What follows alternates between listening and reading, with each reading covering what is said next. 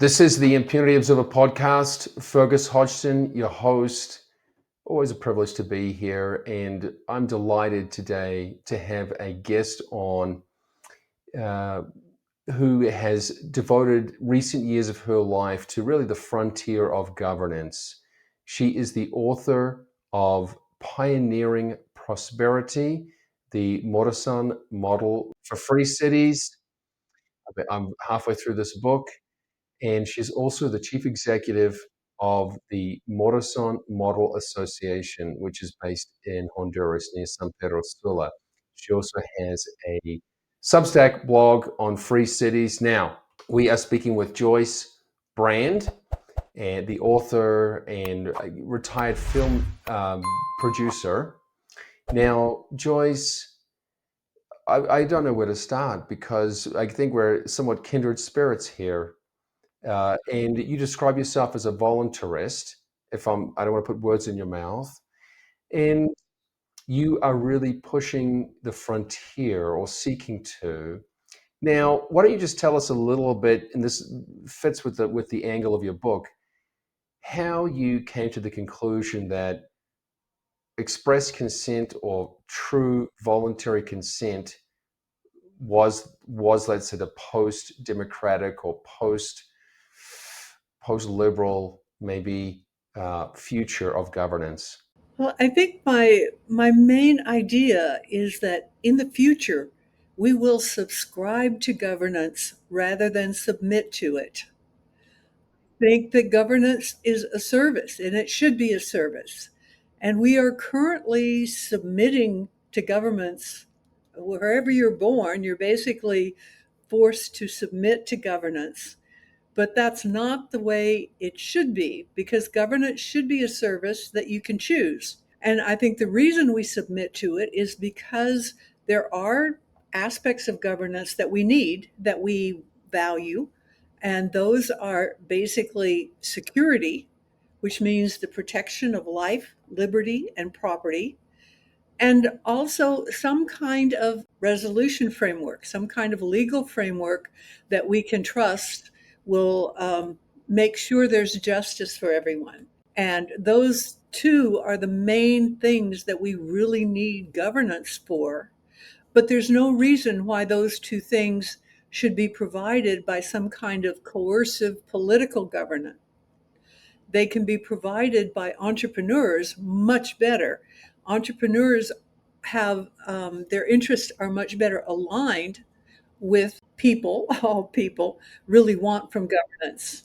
Our current systems mostly are representative democracies where politicians are elected with the promise that they'll, you know, follow the interests of their constituents. But what happens is they really have no incentive to actually serve the public. Their incentive is to get reelected. Bureaucrats, their incentive is to keep their job and build their status and, spend more money so that they can build their status.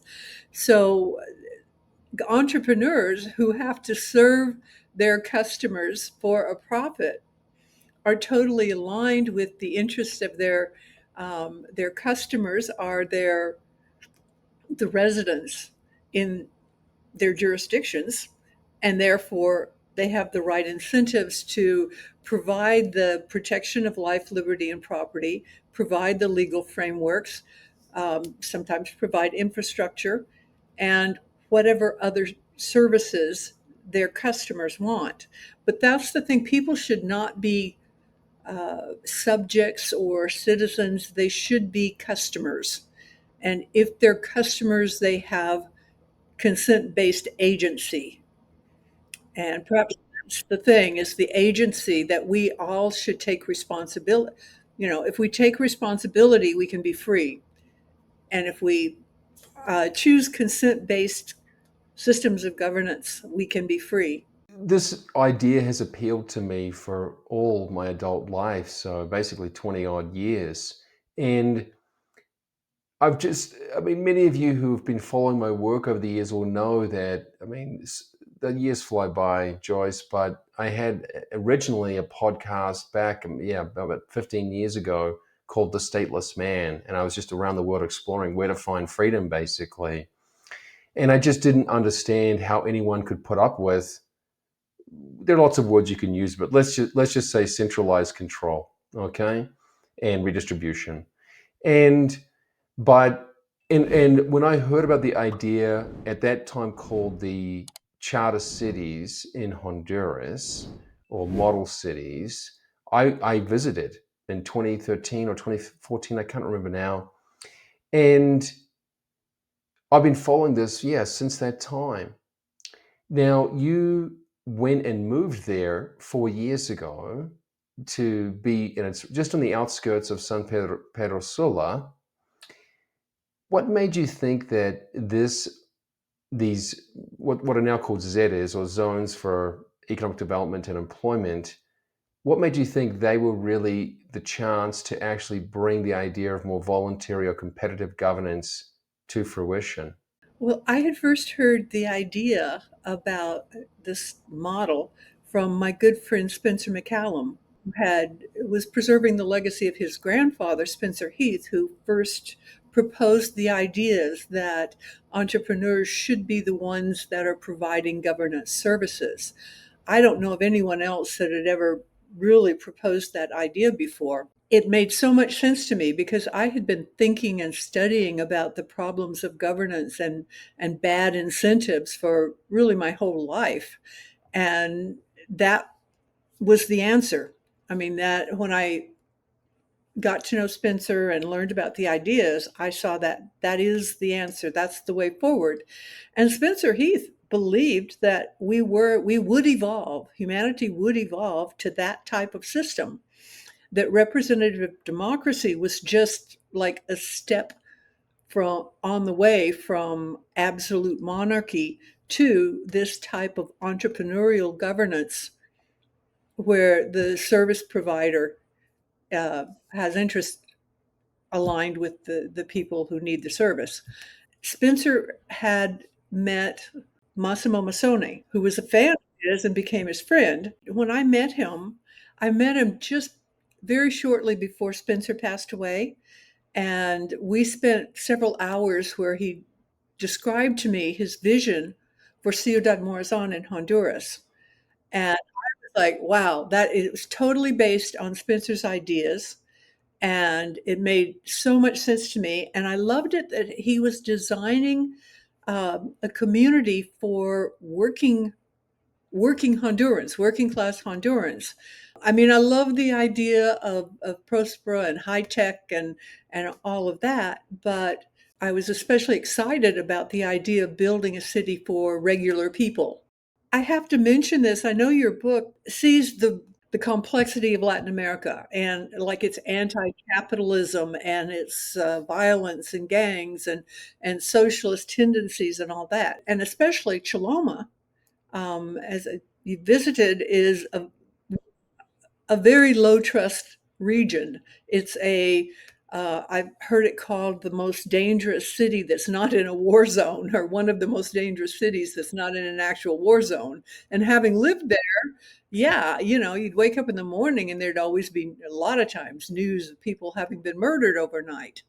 So the idea of building a high trust community in the very middle of this region that is such a low trust region, and how would that work?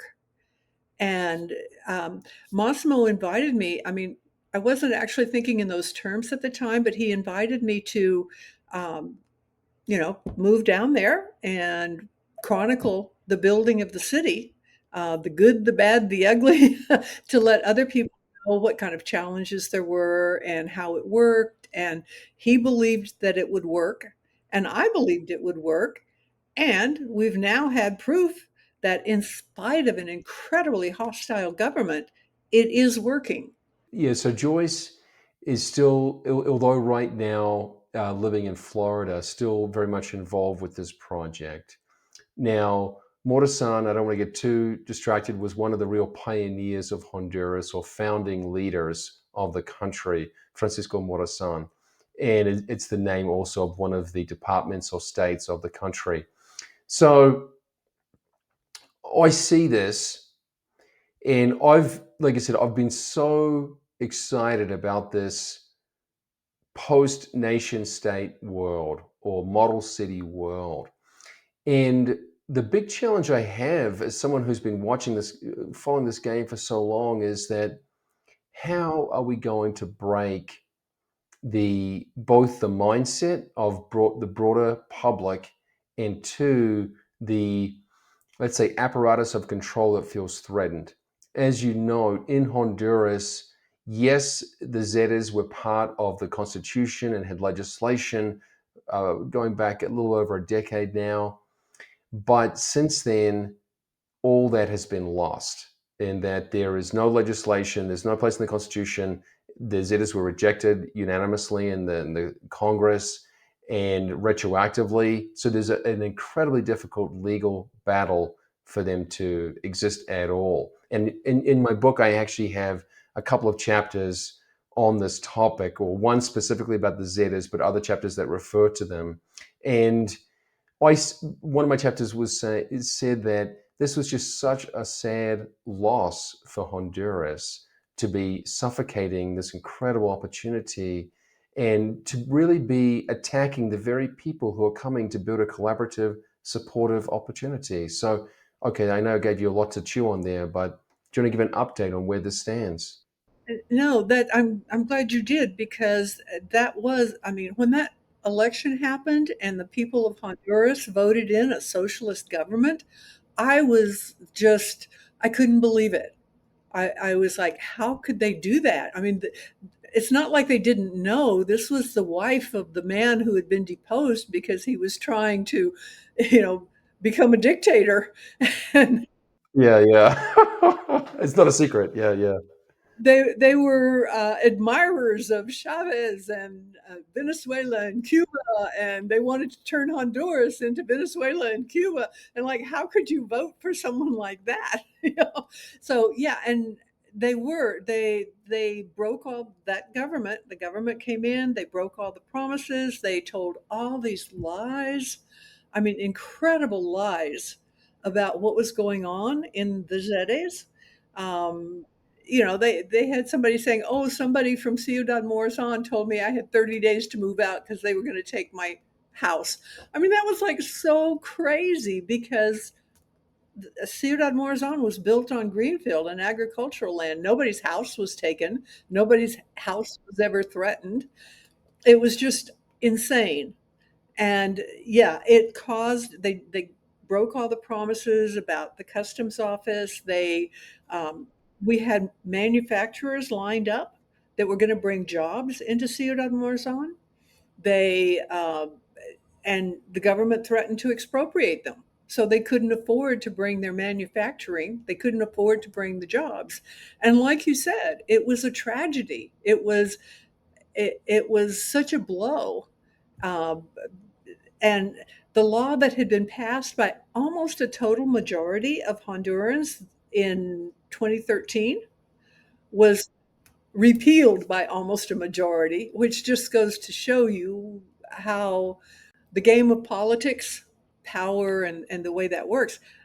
And so all this was really terrible. And Massimo had to stop building. He couldn't, he thought, well, I can't just keep, building if they're going to expropriate it all.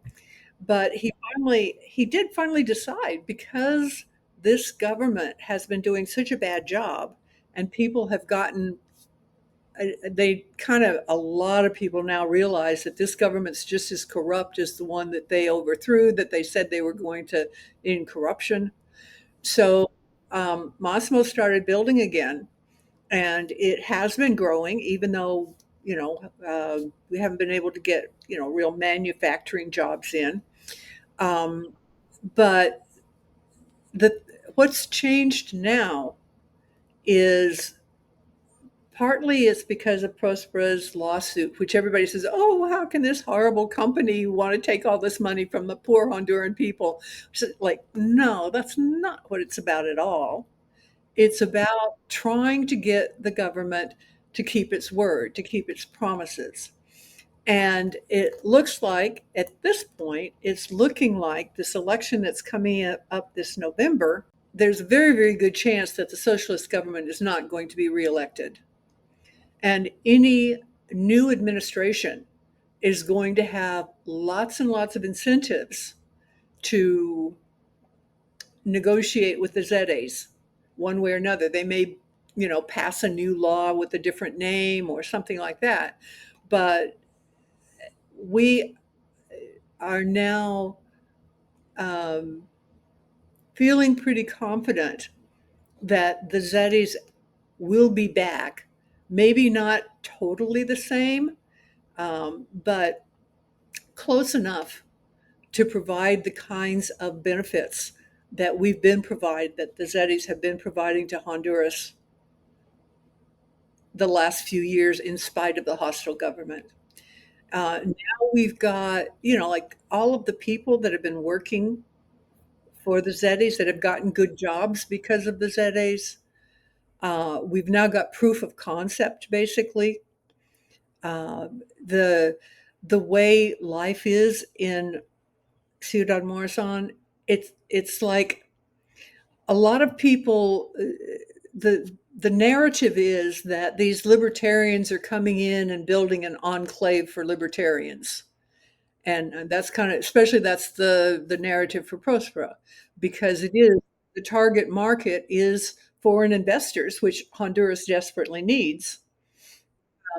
But because Ciudad Morazán is built for Hondurans, for working class people, that's the opposite of the narrative. And what we're showing is the Hondurans who live in Ciudad Morazán, there's now a couple hundred, in spite of all of the hostility and the slowdown in construction and all that. There's now a couple hundred, and these people are just normal working Honduran people. They're not ideologues by any means. They're not libertarians at all. Some of them are members of the Libre Party, believe it or not. I mean, they're not political. The point is, they're not political, but they're living in a libertarian community in the sense they're living in a community that they had the chance to choose the rules, to see if this was the kind of place they wanted to live. It was designed for them to give them a higher quality of living, and they are very happy. They're very happy with the rules. They're very happy with the um, uh, what it's like to live there. One of the things that I think is most telling is because the ZEDEs have the right to provide the protection. I mean, the biggest government service is security. And instead of having a police force with qualified immunity and all this authority, and they can't, it's hard to fire them and all that, Ciudad Morazán has a private, well, police force, but they're professional security guards. And their job is to protect the life, liberty, and property of the residents. And if they don't do a good job, uh, one guy was found sleeping on sleeping on his at his post, and he was fired. They're easy to fire if they're not providing the service. And this is so different from the way police operate basically anywhere else, that they're members of the community. They live in the community. My experience with them, they were always cheerful, helpful. You'll see a police officer helping a kid fix his bike. I mean, that kinds of things that don't happen in most situations or most cities or communities. So your basic view is that to bring about this very micro, I mean, ultimate microstate existence is just keep trying until the proof of concept becomes apparent. I think that's true. I think that's the only thing that you can do, and you have to start very small. Now, the goal for Morazán was to be about 15,000 people within 10 years. And of course, that got very much delayed. I mean, we should have probably about 25,000 people there by now if the government had been cooperative. Even so, just the fact that those people are living there and the way they're living and their experience of it um, is proof of concept. And as it grows, I think once we get back to a reasonable government, reasonably corrupt government, uh, it will prove itself. There's no way that you can change whole countries. You can't. The kinds of things that create wealth. Most people don't understand how to create wealth, and what they understand is taking wealth and redistributing it. But that's not the way that wealth grows. Showing how zones, small, decentralized jurisdictions with different rules, can make such a difference in the economy. That's how China went from being such a poor country to now being a rival for the US, is because their special economic zones had really capitalistic rules. And things like one of the things in Morazán is you can start a business. You can register a business in Morazán for $10 and it takes 24 hours. Now, when you compare that to any place else in the world, especially Honduras, um, there's there's no comparison. It's just that that shows how when you think about how much wealth is destroyed in useless regulations, um, bureaucratic red tape. And that's the big problem. To me, that seems like the biggest problem that autonomous zone solves, is getting rid of all that regulatory burden that doesn't make sense. It's not that there's no regulation, but Prospera is a great example because most of the regulation is like insurance companies. Real and unregulated insurance companies are the ones that can provide the best regulation for business. Yeah, as you note in your book, Pioneering Prosperity, the real key to the success of these model cities or special jurisdictions is the competitiveness between them, right? The competition between them. Yeah. This form of accountability, it imposes, it requires them to offer better services than their competitors, right? And that's where, you've got a government the size of the United States, that the federal government that has, I don't know, 350 million people, whatever it is right now that they oversee. How on earth is that responsive to the people? It cannot be. One of the really heartfelt elements of your book is the way you describe the founders of the United States maybe did the best they could with the knowledge they had at the time to try to promote what we call natural rights, but really are hard to define, but some sense of personal sovereignty and decentralization. And they couldn't fix every problem. But as you note, so many changes have happened between then and now that have largely destroyed that at the governmental level. Now, there's still a little bit of spirit in the American people, but the actual day-to-day life is so far from this. And we could go through many many examples. Now, and so you really still believe that the various ZEDEs that are trying to stay alive in Honduras, they really are the frontier. You mentioned in the book the seasteading ventures. The one that we know of is based in Panama. Is it Ocean Builders? What are they called? Ocean builders doing some really exciting things with building seasteads where people can actually live on the ocean. My thought about seasteading is there's very few people that would be willing to live on the ocean. But of those who are willing, they can be the freest people in the world, because if they can live outside of the jurisdiction of all the nation states, they can build different kinds of governance. And it is the competitiveness that's important, because if you can build a small jurisdiction, whether it's on land or water, and that people can easily leave, then what works will last and make a profit and be able to sustain itself. What doesn't work will fall by the wayside. And that's how we learn. That's how, as humanity, learns what works in terms of governance services and what doesn't. And you know, in some ways, I'm like, how can people believe in socialism when it has failed so spectacularly everywhere it's been tried, and not believe in capitalism, which has succeeded to whatever extent it's been allowed to exist? It makes no sense to me.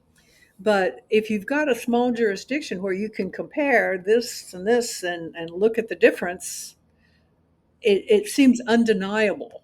I mean, you can make excuses that, oh, well, the reason Cuba is such a mess is because of US embargoes. Joyce, it really is a fundamental challenge we have that feelings don't care about your facts, right? I was just yesterday chatting with a Chilean lady here in Colorado about years ago when I would drive between Argentina and Chile, and you could see the clear difference in the quality of infrastructure that Chile had, superior to what existed in Argentina. And yet, some things just bounce right off people. The facts will just bounce right off them, even if they see it right before their eyes.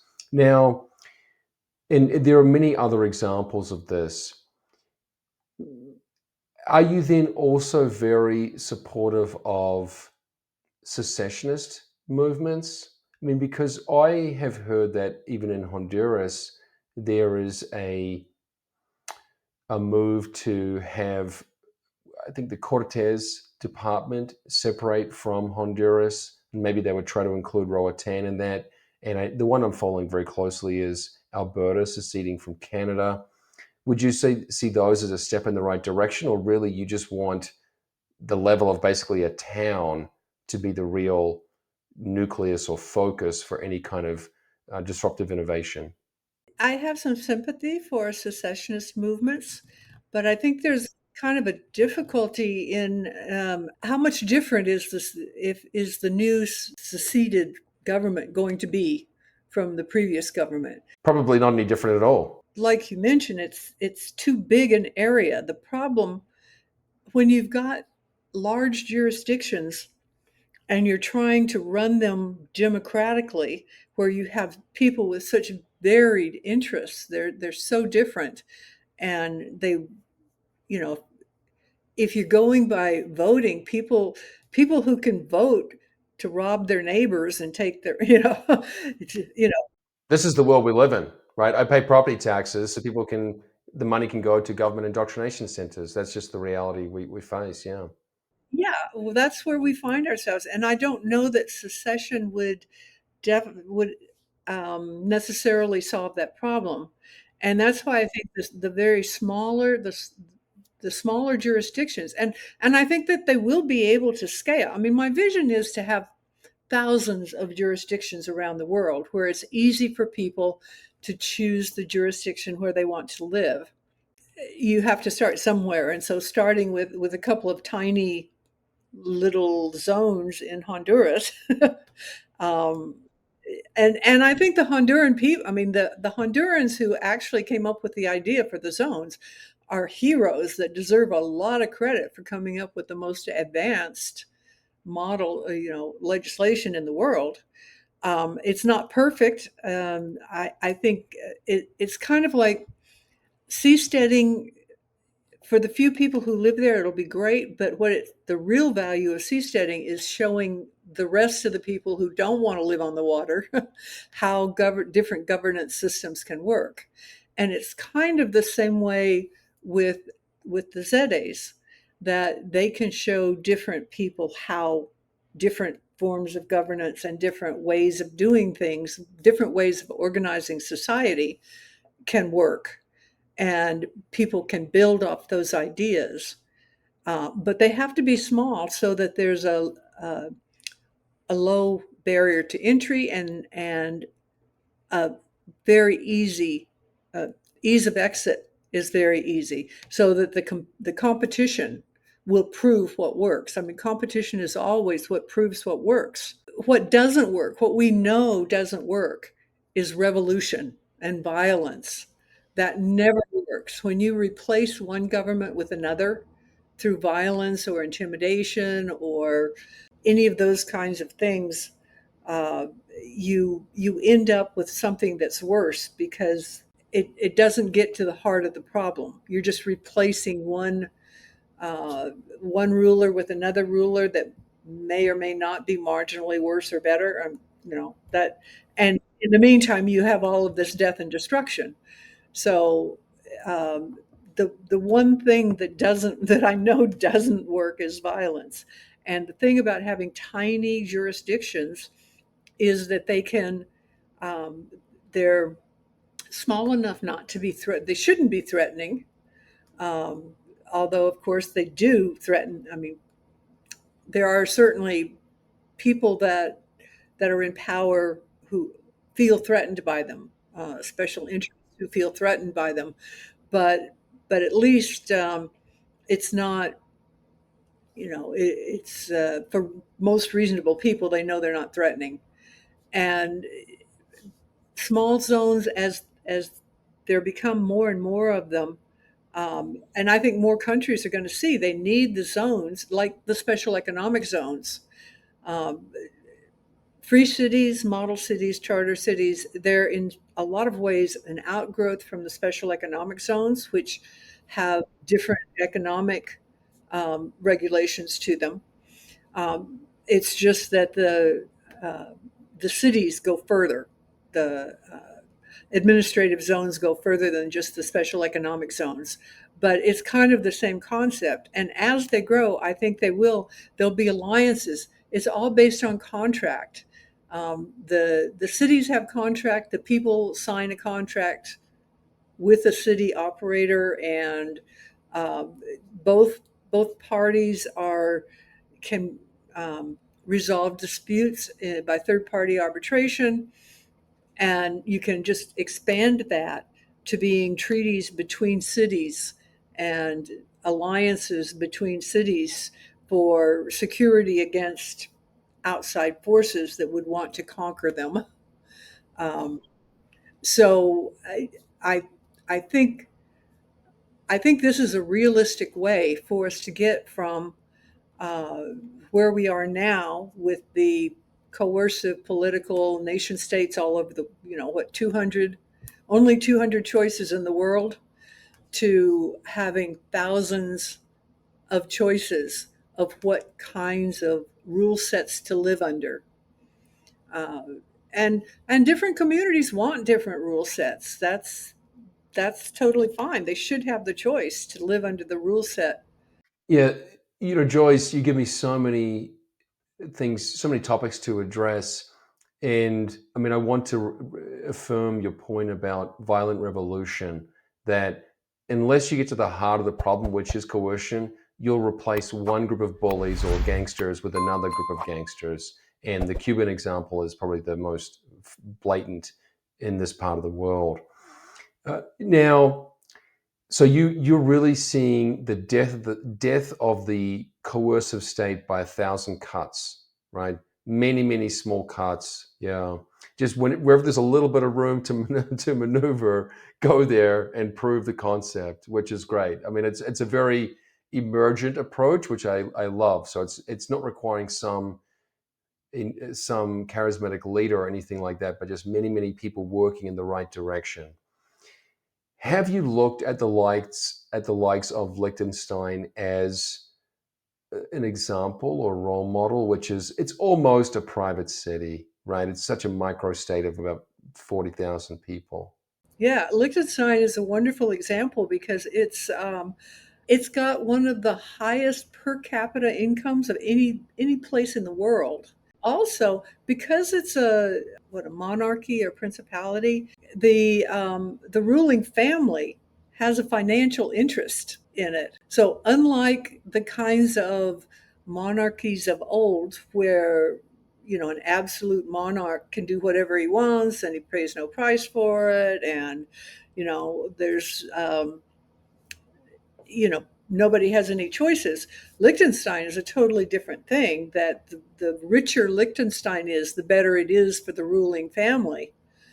So they have incentive to do things in ways that help their people, which I think is the explanation. That's why it's got such a high per capita income, is because they provide good governance. Uh, they don't, have a bureaucracy that prevents business from being done, or people from having jobs, or, any of that kind of foolishness.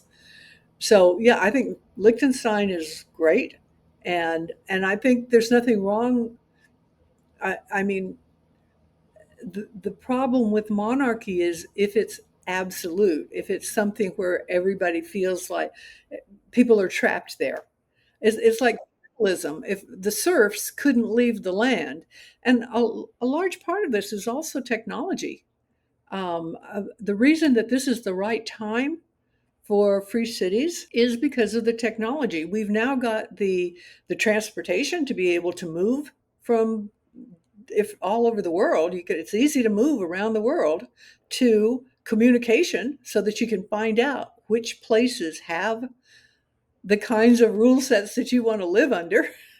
So you couldn't do that back in the days of feudalism.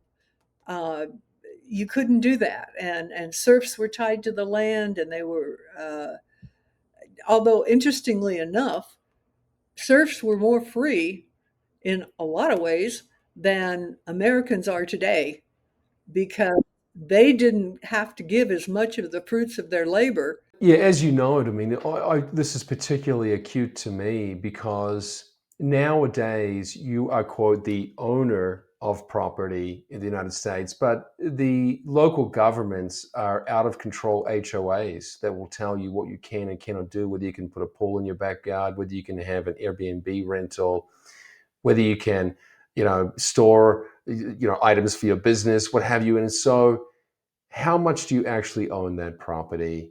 It's almost like being a tenant of that city government. So we just have become blind to it because of the generations of creep, how it has happened or grown so incrementally. And in the case of Liechtenstein, you're right.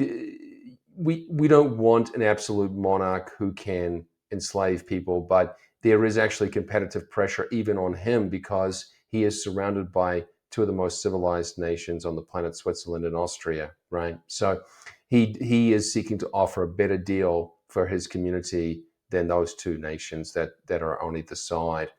Now, I'm Joyce, you've actually lifted my spirits here. I'm a little bit surprised that you have given me optimism because sometimes I guess you have to be very patient with these ideas because it's not going to happen overnight. Each small advance should be celebrated, and that's what you've done here. You're celebrating this Morazán model, and so yes, I'm halfway through the book, and I plan to have a review out in the next couple of weeks. It is Pioneering Prosperity, the Morazán Model for Free Cities. And she also has her Free Cities Substack blog, which you can subscribe to. If you want to learn more, you can also just go to morazanmodel.com. We'll have all the links in the show notes. Any final parting remarks, Joyce? The main thing is, I think we are all so, feeling so hopeless with a lot of the things we're seeing, that Yeah. I really see my role is to help people move from that. What I think of as regulatory fatalism, like there's nothing we can do. We're under the weight of all this horrible government bureaucracy and stuff, and realize that there are people building, and the more people who start building, who get involved with, the ideas, and start preparing for this future that is quite possible, then the faster we can grow. And with the technology we have now, we can grow a whole lot faster than we ever did in the past. So, I mean, we're used to, in order to build a city, you've got to go through all this government bureaucracy to get permits, and I mean, all this stuff. but things are changing and things can move a lot faster than it may seem to us at the moment. So that's what I want people to take responsibility and realize their own consent-based agency, that they do have some agency in choosing what they're going to be involved with and how they're going to live their lives. And um, I think being involved with these movements is, is the answer. So I guess my final thing is that I'm so happy to hear that I made you feel more optimistic. That is, I think there is reason for optimism, and we need to focus on the optimism and what we can do ourselves to work toward this kind of world rather than allowing ourselves to dwell on the problems that we have with the current system. Sure. Folks, read Joyce's book, Pioneering Prosperity, the Morazán Model for Free Cities, and follow her Substack blog. Otherwise, Joyce, it's a pleasure to meet you. Best of luck with your work, and I hope we get to cross paths in the near future. Oh, yes, yes. Thank you.